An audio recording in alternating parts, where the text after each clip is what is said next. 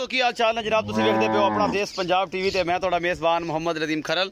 यह जी बच्ची सी एक ते मेरे दोस्त ने सैयद नकी शाह जनाब कोरिया तो उन्होंने खरीदी है जी ਤੇ ਆਪਾਂ ਮਾਲਕ ਨਾਲ ਗੱਲਾਂ ਕਰ ਲੈਨੇ ਕਿੰਨੇ ਦੀ ਖਰੀਦੀ 1,55,000 ਦਾ ਸੌਦਾ ਹੋਇਆ ਸੀ ਜੀ। ਇਹ ਬੱਚੀ ਜਾ ਰਹੀ ਹੈ ਜੀ ਕਮਾਲੀਆ ਟੋਬਾ ਟੇਕ ਸਿੰਘ ਦੀ ਸ਼ਾਇਦ ਤਹਿਸੀਲ ਆ ਜਾਂ ਇਹ ਕਿਹਦੀ ਵੀ ਤਹਿਸੀਲ ਆ ਇਹ ਸਾਨੂੰ ਨਹੀਂ ਪਤਾ ਲੇਕਿਨ ਕਮਾਲੀਆ ਜਾ ਰਹੀ ਹੈ ਜੀ।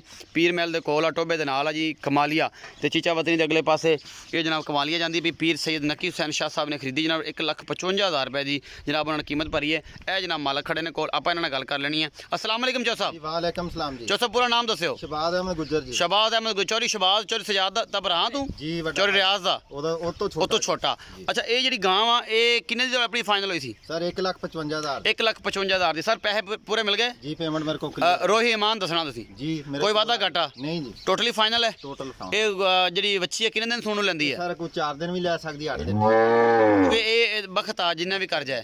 ਇਹ ਜਨਾਬ ਡਾਲਾ ਵਾ 1,55,000 ਦੀ ਸੇਲ ਹੋਈ ਸੀ। ਸ਼ਾਹ ਸਾਹਿਬ ਤੁਸੀਂ ਆਵਾਜ਼ ਸਾਡੇ ਸੁਣਦੇ ਪਏ ਹੋ ਮੈਂ ਨਦੀਮ ਬੋਲਦਾ।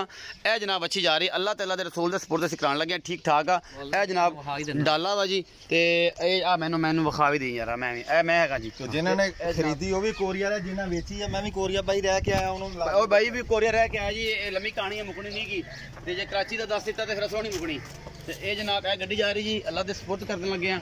ਆਪਣਾ ਰੱਖਣਾ ਤੁਸੀਂ ਬਹੁਤ ਸਾਰਾ ਖਿਆਲ ਮਿਲਾਂਗੇ ਅੱਛੀ ਔਰ ਬਿਹਤਰੀਨ ਵੀਡੀਓ ਦੇ ਨਾਲ। ਅੱਲਾਹ